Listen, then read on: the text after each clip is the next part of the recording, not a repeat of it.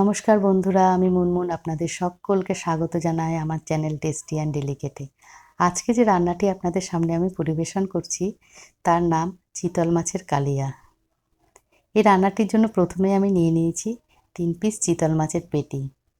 এতে আমি একে একে দিয়ে দিচ্ছি 1 চামচ নুন, 1 চামচ হলুদ। নুন ও হলুদটা ভালোভাবে মাছের এপিঠ ও ওপিঠ মাখিয়ে নিতে হবে। এরপর কড়াইয়ে বেশ খানিকটা সর্ষের তেল গরম করে নিয়ে একে একে মাছগুলো আমরা ভেজে নেব।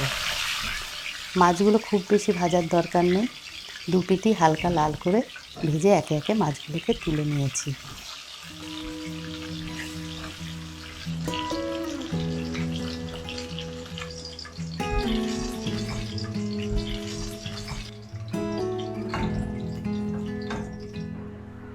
এরপর এই মাছ ভাজা তেলে দিয়ে দিচ্ছি ফোড়ন হিসাবে 3টে এলাচ, 3 টুকরো দারচিনি, 3টে লবঙ্গ ও 2টো তেজপাতা।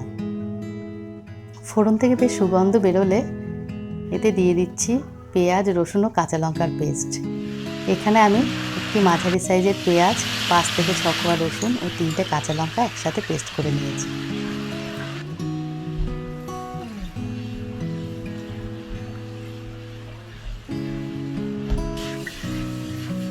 এই পেঁয়াজ রসুনের পেস্টটা বেশ খানিকক্ষণ কষাতে হবে যতক্ষণ না এর কাঁচা গন্ধ দূর হয়। এরপর এতে দিয়ে দেবো 2 টেবিল চামচ টমেটো পেস্ট।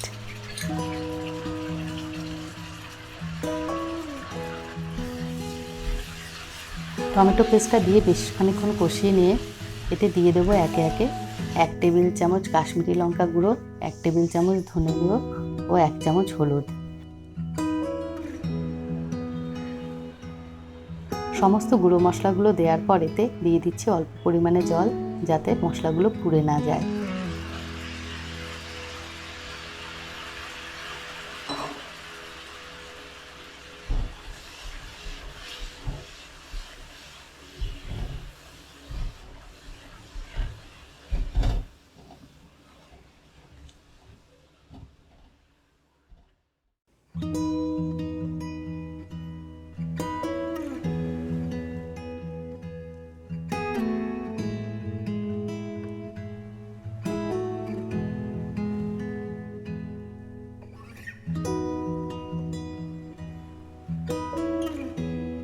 এবার সমস্ত মশলাগুলো আবারও 5 থেকে 7 মিনিট ভালোভাবে কষিয়ে নিয়ে এতে দিয়ে দিচ্ছি 2 টেবিল চামচ কাজু, পোস্ত ও চারমগজের পেস্ট।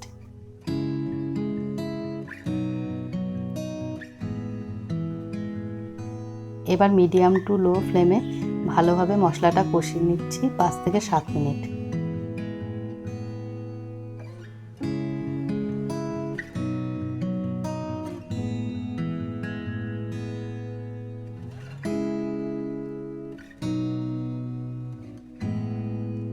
মশলা কষে তেল ছেড়ে এলে এতে দিয়ে দিচ্ছি 1 থেকে 1.5 কাপ গরম জল।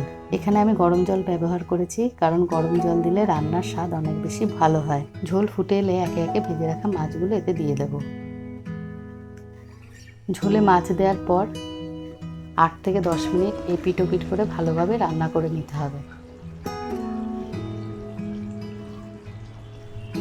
মাছটা ঝোলে 10 মিনিট ফোটানোর পর গ্রেভি বেশ ঘন হয়ে এসছে এবং তেলটাও উপরে ভেসে উঠেছে। এই সময় আমরা দিয়ে দেবো এতে 1 চামচ গরম মশলার গুঁড়ো। গরম মশলাটা দেওয়ার পর ভালোভাবে মাছের সাথে মিশিয়ে গ্যাস অফ করে ঢাকা দিয়ে রেখে দিতে হবে আরও 5 থেকে 7 মিনিট। আপনারা অবশ্যই রান্নাটি বাড়িতে করবেন এবং কমেন্টে আমাকে জানাবেন কেমন লাগলো আপনাদের। এখন পরিবেশনের জন্য একেবারে রেডি আমাদের চিতল মাছের কালিয়া। আমার চ্যানেলটি দেখার জন্য আপনাদের সকলকে অসংখ্য ধন্যবাদ।